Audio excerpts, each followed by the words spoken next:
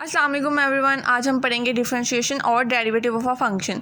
यानी कि अगर हमें क्वेश्चन आ जाता है कि ना solve this by using differentiation या फाइंड डेरिवेटिव ऑफ फंक्शन, तो वो बात एक ही है। तो उसको समझने के लिए सबसे पहले हमें पता होना चाहिए कि फ़ंक्शन क्या है। फ़ंक्शन पर मैं ऑलरेडी बहुत सारी वीडियोस बना चुकी हूँ। फिर भी हम देखते हैं कि फ़ंक्शन क्या है। फ़ंक्शन क्या है? रिलेशन का नाम है, ठीक है। अब फंक्शन की जो इक्वेशन होती है वो क्या होती है? y is equals to x square plus one, या इसको हम f of x equals to x square plus one, ये रिप्रेजेंटेशन है। दो तरह से इसको रिप्रेजेंट कर सकते हैं, एफ ऑफ एक्स के ज़रिए भी, वाई के ज़रिए भी। ज़रूरी नहीं कि उसके आगे एक्स स्क्वायर प्लस वन ही हो, आगे कुछ भी हो सकता है, ठीक है। अब डिफरेंशिएशन में क्या होता है कि अब ये जो y है वो डिपेंडेंट वेरिएबल है, मतलब ये डिपेंड किस पे कर रहा है? इस पे डिपेंड कर रहा है, एक्स स्क्वायर प्लस वन पे। और ये एक्स स्क्वायर है, ये इंडिपेंडेंट है, इसकी वैल्यूज़ चेंज हो सकती है, ठीक है। ये इंडिपेंडेंट वेरिएबल क्यों है? क्योंकि इसके अंदर कोई भी चीज़ हम इसमें पुट कर सकते हैं। एक्स के अंदर कुछ भी पुट कर देना तो उससे क्या होगा, पूरा जो है, अब यहाँ पे अगर मैं फर्स्ट को 1 पुट कर देती हूँ, 1 का स्क्वायर 2 आ जाएगा, तो मतलब ये पूरी एक वैल्यू चेंज होगी। y इज इक्वल्स टू क्या आ गया? 2 आ गया हमारे पास। तो ये मतलब ये इंडिपेंडेंट वेरिएबल है, इसकी जगह कोई भी ले सकता है, ठीक है। अब ज़रूरी नहीं कि वेरिएबल हमारे पास सिर्फ एक्स ही हो, वेरिएबल हमारे पास बी भी हो सकता है, b square plus one, t भी हो सकता है, थीटा भी हो सकता है, कैपिटल वाई से भी हम इसको रिप्रेजेंट कर सकते हैं, ठीक है। उसके बाद है इसका रिजल्ट ऑफ डेरिवेटिव, मतलब चेंजिंग एन इंडिपेंडेंट वेरिएबल, मतलब कि जब भी हम इसमें इंडिपेंडेंट वेरिएबल के अंदर कुछ भी चेंज करेंगे तो वो रिज़ल्ट क्या आ जाएगा? वो रिज़ल्ट हमारे पास डेरिवेटिव आ जाएगा, क्योंकि ये जो फंक्शन है ये किस में चेंज हो जाएगा? डेरिवेटिव ऑफ फंक्शन में हो जाएगा। सो इसकी डेफिनेशन क्या होगी फिर? The change in function with respect to independent variable is called derivative of a function और डिफरेंशिएशन, ठीक है। अच्छा, ग्राफ के ज़रिए, क्योंकि फंक्शन जो बेसिकली है वो होता ही ग्राफ पे ड्रॉ है, तो वहीं से हम इसको समझते हैं, क्योंकि वहाँ पे हम इसको सॉल्व कर नहीं सकते, इतने हम काबिल नहीं हैं, तो इस वजह से फिर हमने इसके क्वेश्चंस बनाए हुए हैं। अच्छा जी, ग्राफ पे इसको सॉल्व कैसे करते हैं कि फर्स्ट करिए, देखिए मैंने एक ग्राफ बनाया, ठीक है। अब यहाँ पे है कि यहाँ से लेकर यहाँ तक इसका जो डिस्टेंस है, यहाँ तक या यहाँ पे रुक गया, यहाँ तक ये डिस्टेंस है। तो अब ये देखें, जैसे ये पूरा यहाँ तक है और यहाँ पे जो आ रही है, यहाँ पे उन्होंने कहीं यहाँ तक बताएं कि इसने कितना एक्सेलरेशन कवर की है, कितना इसको टाइम लगा यहाँ से लेकर यहाँ तक पहुँचने। तो वो सारा कुछ क्या करता है? डेरिवेटिव ऑफ अ फंक्शन, उसको यूज़ करके हम इसका आंसर निकाल सकते हैं। उसके बाद इसका भी हम इस तरह भी लिख सकते हैं, इसकी डेफिनेशन ये भी कर सकते हैं, अगर ग्राफ के ज़रिए हो वैसे भी लिख सकते हैं। The instantaneous rate of change और slope at a specific point of a function, कि मतलब जो चेंज आ रहा है ना, कि चेंज कहाँ पे आया, ठीक है, और इसको हम स्लोप भी कह रहे हैं, ठीक है। ऐसा एट स्पेसिफिक पॉइंट, एक पॉइंट पे वो मरिए भी पूरा फंक्शन है ना, तो इस फंक्शन पे जो चेंज आ रहा है ना, उसको हम कहेंगे डिफरेंशिएशन या डेरिवेटिव ऑफ अ फंक्शन। तो इसका फ़ायदा क्या है? इसका फ़ायदा ये है कि हमारे पास कोई भी क्वेश्चन है, हम उसके अंदर कुछ भी पुट करके, ठीक है, हम क्या कर सकते हैं? उसका आंसर निकाल सकते हैं। कुछ भी पुट नहीं करना, हमने उसको डिफरेंशिएट जो करना है, तो जब हम डिफरेंशिएट करेंगे तो तभी हमारे पास इसका आंसर आएगा। अगर इसका रियल लाइफ में देखे जाए, इसकी रियल लाइफ एग्जांपल में इसका कहाँ यूज़ है, वो क्या है कि आप जो हैं, आप अपने ना पेरेंट्स पे डिपेंड कर रहे होते हैं, ठीक है। आप इंडिपेंडेंट नहीं, आप डिपेंड कर रहे होते हैं। जब आपके अंदर कोई चेंज आएगा, आप एक्स हैं, ठीक है, जब आपके अंदर चेंज आ जाएगा तो फिर क्या होगा? पूरी फैमिली में चेंज आएगा, मतलब अब आप कमाने वाले हो गए, अब फैमिली आप पे डिपेंड कर रही है, ठीक है। आप में जो चेंज आएगा फिर उससे क्या होगा? वो डेरिवेटिव ऑफ फंक्शन हो जाएगा, मतलब ये पूरे इस वाई के अंदर इसके में चेंज आ गया, तो मतलब ये पूरी वैल्यू चेंज हो जाएगी, तो ये मतलब इस वाई में भी चेंज आ गया, ठीक है। अब इसकी एप्लीकेशंस क्या है कि इसे कहाँ पेश हो, इसकी होता है कहाँ इसकी ज़रूरत पेश आई, ठीक है। पहले तो बात होगी रेट ऑफ चेंज, जो बात है, जो इसकी मेन चीज़ है, जो डेफिनेशन है इसकी, वो क्या है? इसकी रेट ऑफ चेंज। डेरिवेटिव हमें बताता है कि फ़ंक्शन कहाँ पे चेंज हुआ है, और हम इसको एनालाइज कर सकते हैं, इसकी वैल्यू फिर हम फाइंड कर सकते हैं, ठीक है। हमें डेरिवेटिव बता सकते हैं, हम उसके ज़रिए मतलब डेरिवेटिव के ज़रिए हम मैक्सिमम मिनिमम वैल्यू फाइंड कर सकते हैं फ़ंक्शन की, ठीक है। ये फ़िज़िक्स और इंजीनियरिंग के बेस है, मतलब अगर हमें डेरिवेटिव्स और इंटीग्रेशन नहीं आती तो हमें ये फ़ायदा ही नहीं है हमारे पढ़ने का, हम पढ़ ही नहीं सकते हैं इंजीनियरिंग को, क्योंकि ये उसकी बेस ही है, हम सारा कुछ जो है इसकी बुनियाद पर है, ठीक है। उसके बाद हम इसको डाटा एनालाइज कर सकते हैं डेरिवेटिव्स के ज़रिए, neighbours to analyse trends and patterns in data. उसके बाद है मशीन लर्निंग के लिए डाटा डेरिवेटिव बहुत ज़रूरी होता है, मतलब कि वही चीज़ होगी कि इंजीनियरिंग और फिज़िक्स में इसका बहुत ज़्यादा यूज़ है, ठीक है। उसके बाद इसकी एब्रीवेशन देखते हैं। एब्रीवेशन क्या है, अब dy बाई डी एक्स ये इस तरह इसको लिखेंगे। इसकी ना 4 नोटेशन है इसको इस तरह। एफ डैश एक्स भी लिख सकते हैं इसको, मतलब हमारे पास फंक्शन क्या होता है एफ ऑफ एक्स या वाई, ठीक है, एफ ऑफ एक्स या वाई। जब इसका डेरिवेटिव लेंगे तो एफ डैश एक्स हो जाएगा, ठीक है। या हम वाई 1 निकाल सकते हैं, वाई 2 भी होता है, ठीक है, या वाई डैश, या इसको d y by d x से ही कर सकते हैं। वो बताएगा कि हमने फाइंड ये करें, फाइंड ये करें, लेकिन बात सबकी एक ही है, सबका मतलब एक ही है, ठीक है। इसको अगर एब्रीवेशन इसकी क्या है, ये जो ऊपर वाला डेरिवेटिव है ना, ये जो y है ये डिफ्रेंशिएट हो रहा है, और ये जो नीचे वाला है ये इसकी विद रिस्पेक्ट टू x ये इस पर इन्हिसार कर रहा है, ठीक है, इस पर डिपेंड कर रहा है ये, ठीक है। मतलब यहाँ पे है d of a derivative of a और ओवर है डेरिवेटिव ऑफ टी। अब ये ए क्या है, एक्सेलरेशन है, और ये टी क्या है, टाइम है। मतलब ये इसकी टाइम मतलब विद रिस्पेक्ट टू, और डिफरेंशिएट क्या करना है, एक्सेलरेशन को। मतलब कि हमने यहाँ पे पढ़ा था ना ये ग्राफ, ये हमारी एक्सेलरेशन है, ठीक है, इसको हमने डिफरेंशिएट करना है और बताना है time with respect to time, ठीक है। उसके बाद इसके रूल्स हैं, 4 रूल्स हैं इसके, ठीक है, कि अगर आपने कांस्टेंट नंबर को कांस्टेंट को करना है ना डिफरेंशिएट, तो उसका आंसर हमेशा 0 आएगा, ठीक है। और अगर आप कांस्टेंट के साथ एक वेरिएबल है तो उसका आंसर क्या आएगा, उसका आंसर वही आएगा जो हमारे पास कांस्टेंट है। मतलब अब ये जो 3x है यहाँ पे कुछ भी आ सकता है, 3x, अब 3 जो है वो पहले आ जाएगा, वो पहले लिखा जाएगा, और फिर डेरिवेटिव किसको करेंगे, x को, ठीक है। और x इसका जब करेंगे D x over D x तो आंसर आ जाएगा 1। इसकी कटिंग नहीं करनी, इसको मैं बताती हूँ कि ये 1 कैसे होता है, कि जब भी ऊपर वाला फंक्शन और जो इंडिपेंडेंट वेरिएबल है उनका सिंबल, ये जो साइन, ये एक्स एक्स या वाई वाई या टी टी बी बी जो भी है वो सेम हो जाए ना, तो वो किसके बराबर होता है, 1 के बराबर होता है, ठीक है। उसका 4th रूल है पावर रूल। अब यहाँ पे है x उन्होंने दिया हुआ है, ठीक है, अब उसके ऊपर एक पावर आ जाती है, तो उसको किस तरह सॉल्व करना है। अब ये जो x n है ना, ये जो ऊपर पावर है वो साथ आ जाएगी n x, और यहाँ पे ऊपर जो पावर है वही पावर एक दफ़ा माइनस हो जाएगी, ठीक है। और फिर ये क्या आ जाएगा, इसको दोबारा फिर हम इसको डिफ्रेंशिएट करेंगे, किसको n को नहीं डिफ्रेंशिएट करना, फिर हमने इसको करना है x को, क्योंकि हम किसको डिफ्रेंशिएट करते हैं, x को, y को, वेरिएबल्स को डिफ्रेंशिएट करते हैं। ये n तो अल्फ़ाबेट है, ठीक है, तो ये n क्या है, हमारे पास इंटीजर है, ठीक है, it can not be variable. अब आप कहेंगे कि अब इसका dx ओवर dx करेंगे तो आंसर तो वही आ जाएगा ना 1, तो फ़ायदा क्या इसका लेने का, लेकिन नहीं, हर बार 1 नहीं आता, ठीक है। तो इसको यहाँ पे भी आपने ज़रूर लेना है। अगर आप सिर्फ इतना कर लेंगे तो आपका आंसर गलत आएगा, आपका क्वेश्चन गलत हो जाएगा, ठीक है। उसके बाद हम इसके क्वेश्चन सॉल्व करते हैं ताकि हमें बेहतर समझ आए। अब डेरिवेटिव है इसका लेना है हमने x² - 3x + 20। अगर आपको ये सारी ये जो मैंने तकरीर की है इसकी समझ आ गई हो तो फिर आपको इसको मतलब मैं तो उसको देख के या मुझे पता चल रहा है कि इसका आंसर क्या होगा। मतलब अब ये जो 2 है ये पावर रूल है ना हमारे पास, ये क्या है, हमारे पास पावर रूल है, और ये क्या -3x हमारे पास सेकंड रूल है, और यहाँ पे थर्ड रूल। देखें ये है पावर रूल। पावर रूल को कैसे करना है, ये जो पावर है वो साइड पे आ गई, 2 आ गया, ठीक है। अब ये x है, इसको ऐसे ही रहने दिया, और पावर में 1 को कम करना है, 2 - 1 1 को लिखते नहीं है, 2x, ठीक है। उसके बाद यहाँ पे क्या 3x, मतलब उसके साथ अगर कोई वेरिएबल आ जाए तो वो क्या होगा, वही हो जाएगा, मतलब जो कांस्टेंट वैल्यू थी वही हमारे पास आ जाएगा -3, और ये क्या बन गया, ये 0 बन गया, तो यहाँ पर मैंने नहीं लिखा, मैंने उसको इसे किया हुआ है कि यहाँ पहले इसका डेरिवेटिव लिया, इसका लिया, उसके बाद ये 2x बना, फिर इस तरह बना, ये इसकी कटिंग नहीं होगी, सॉरी, ये 1 हो जाएगा, और ये 2x - 3। मतलब इस पूरे क्वेश्चन में वो चारों रूल डिस्कस हो गए हैं जो यहाँ पे हमने पढ़े थे। सेकंड क्वेश्चन देखते हैं, उसमें क्या है कि यहाँ पे भी पावर आ गई, लेकिन पावर किस में आ गई है, फ्रैक्शन में आ गई है, ठीक है। अब डेरिवेटिव लेंगे, हम इन सब का डेरिवेटिव लेंगे, ठीक है, ओके। अब ये जो 1/2 जो पावर है वो साइड पे आ जाएगी, ठीक है, पावर क्या है, साइड पे आ जाएगी, और उसके साथ ये है n, ये n है, और ये x है, ठीक है। x के बाद ऊपर क्या लगाना था, n - 1, तो 1/2 को -1 करेंगे तो -1/2 बन जाएगा। फिर हम डेरिवेटिव इसका लेंगे, इसका, अब उसके ऊपर जब हम लगाएंगे तो x - 1/2 नहीं करना, हमने सिर्फ x की लेने हैं, x का लेना है डेरिवेटिव, तो उसका क्या आ जाएगा, यहाँ पे तो 1 आ जाएगा। अब यहाँ पे तो पता चल रहा है, अब ये 2, ये देखिए -3 यहाँ पे आ गया। अब ये जो 2 है ये भी साथ मल्टीप्लाई होगा, ठीक है, ये साथ मल्टीप्लाई होगा, और ये x वैसे का वैसा ही रहा। फिर उसके बाद दोबारा इसको डिफरेंशिएट करें तो वो 1 ही आ जाएगा, तो 3 × 2 = 6x हो जाएगा।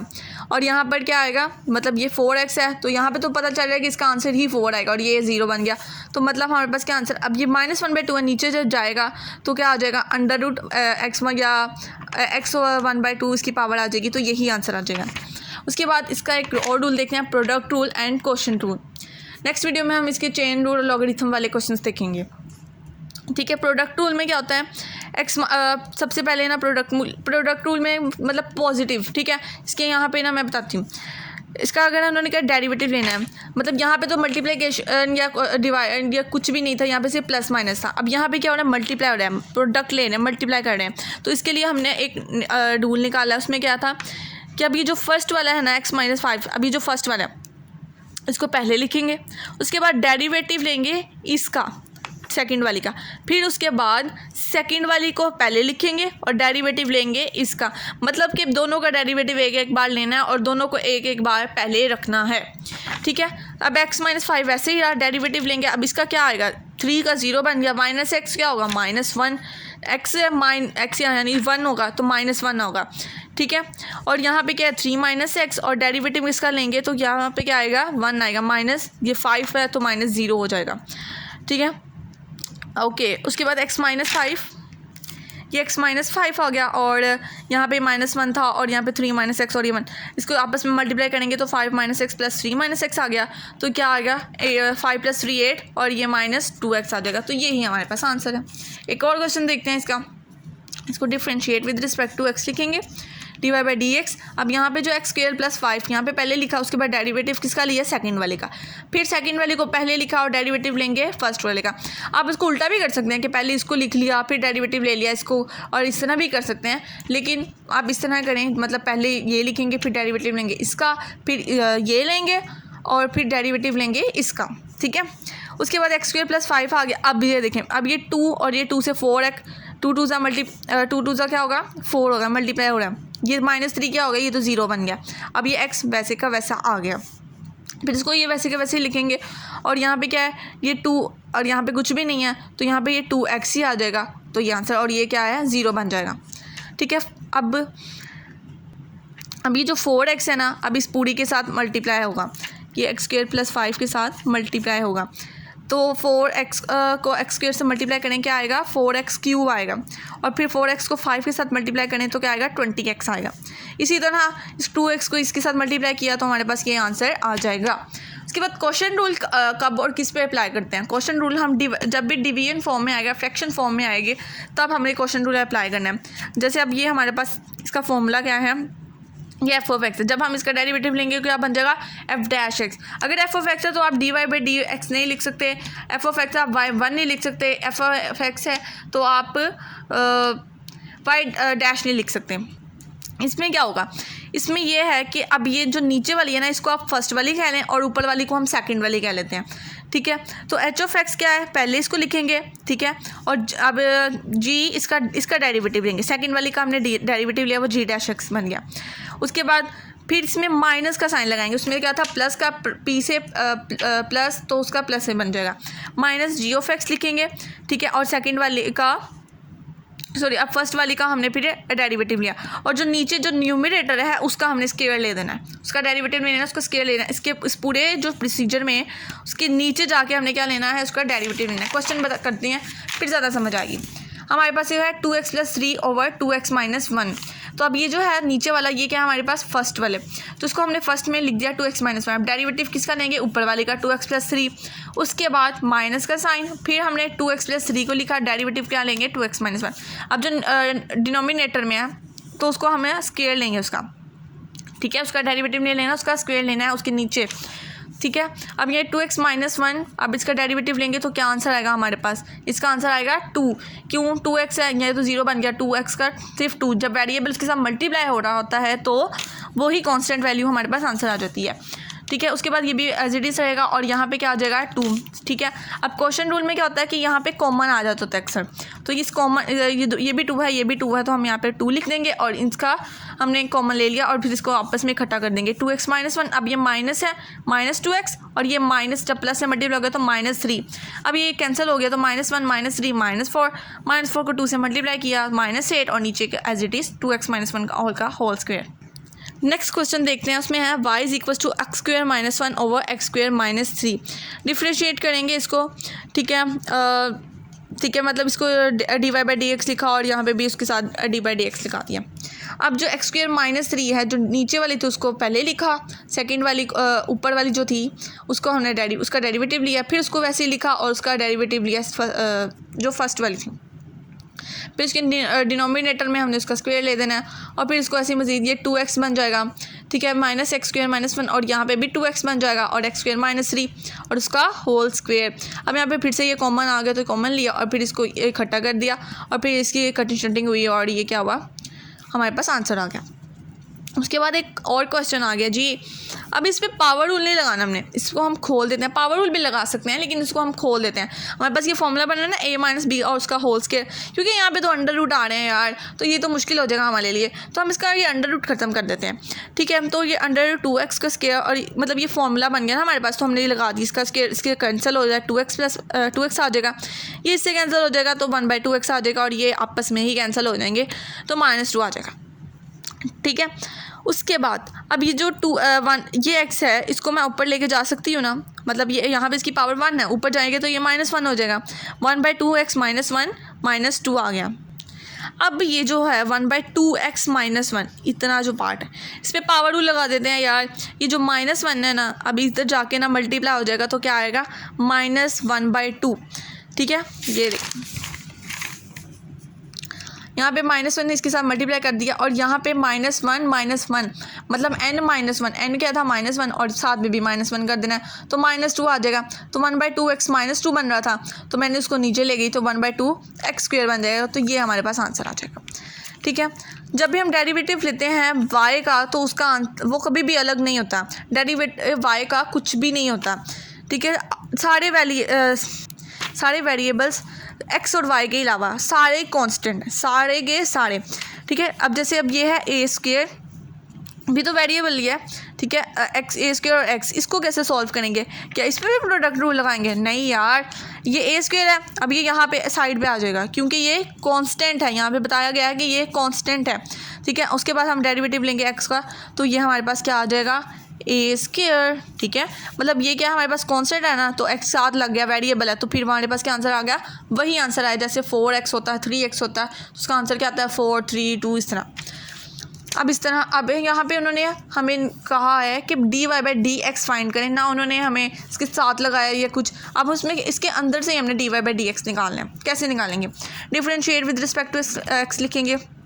उसके बाद अब ये y स्क्वायर है तो अब यहाँ पे क्या आएगा 2y, साथ में हमने dy/dx ज़रूर लगाना है, ठीक है। उसके बाद है -x में, अब भी इस पे प्रोडक्ट रूल लगेगा, ठीक है। x y क्या है, ये कांस्टेंट नहीं है, ये वेरिएबल्स हैं, ठीक है। हम यहाँ पे माइनस लगा दिए, ब्रैकेट ज़रूर लगानी है, क्यों लगानी है, यहाँ पे माइनस है और यहाँ पे एक अलग फार्मूला हमने खोल दिया, इस वजह से हमने ब्रैकेट लगानी है, ठीक है, -x। उसके बाद dy/dx लगाएंगे, मतलब ये -x पहले इसको लिखा ना, उसके बाद dy इसका डेरिवेटिव लिया, उसके बाद फिर y को लिखा और फिर डेरिवेटिव किसका लिया, इसका लिया x का, ठीक है। फिर प्लस अब ये 2x बन जाएगा, पावर रूल लगाना, 2x बन गया और ये -0, ठीक है। उसके बाद 2y/dy माइनस, अब यहाँ पे क्या आएगा, इसका ब्रैकेट ख़त्म करते हैं, -x dy/dx, उसके बाद माइनस प्लस, यहाँ पे माइनस आना था, -y + 2x = 0, ठीक है। अब ये जो डेरिवेटिव वाले हैं ना उसको हम अलहदा कर देते हैं, dy/dx वाले जो हैं उसको हम साइड पे कर देते हैं, ये 2y - x इन दोनों के साथ dy/dx है तो हमने इसको साइड पे कर दिया, ब्रैकेट में लिख दिया और यहाँ पर फिर क्या आएगा, यहाँ पे फिर माइनस आएगा, ठीक है, इन दोनों पे ऐसे माइनस आ जाएगा, ठीक है। यहाँ पे फिर आ जाएगा -y -2x + y आ जाएगा, ठीक है। और फिर यहाँ पे जब इसके साथ मल्टीप्लाई हो रहा है, यहाँ पे आके क्या हो जाएगा, डिवाइड हो जाएगा और ये हमारे पास आंसर आ जाएगा। लास्ट क्वेश्चन करते हैं, उसके बाद वीडियो को एंड करते हैं। इसमें है x² - 4xy + by²। अब यहाँ पे b एक और कांस्टेंट आ रहा है, ये कांस्टेंट है, ठीक है, और ये क्या साथ में वेरिएबल है।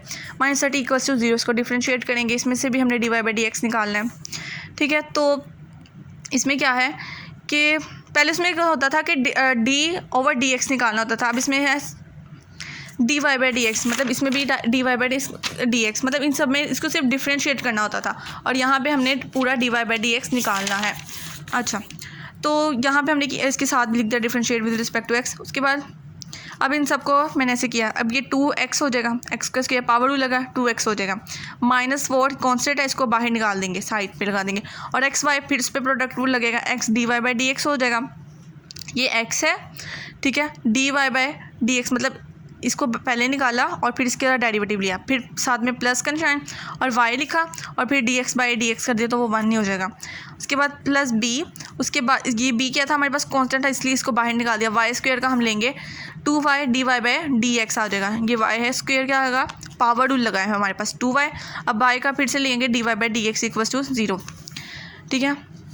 उसके बाद 2x माइनस 4x, ठीक है, यहाँ पे मतलब इसको मल्टीप्लाई किया 2x minus 4x d y by d x minus 4y plus b2y d y by d x equal to 0। अब जो डेरिवेटिव वाले हैं उसको अलहदा लिख लेते हैं हम और कांस्टेंट वाले को अलहदा लिख लेते हैं। 2x माइनस 4y, ये 2x था और ये माइनस 4y, इसको अलहदा कर दिया, फिर माइनस अब ये जो 4x है और ये 2by इसको अलहदा कर दिया।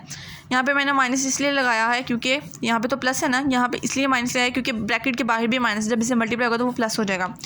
तो अब ये d y by d x यहाँ पे ये है माइनस का निशान वहाँ पे जाएगा तो प्लस हो जाएगा, ठीक है। तो यहाँ पे ये आ गया। अब 2x माइनस 4y है, इसके नीचे जब ये जाएगा 4x माइनस 2by तो फिर ये डेरिवेटिव हमारे पास आ जाएगा। उम्मीद है कि आपको समझ आई होगी। Thank you.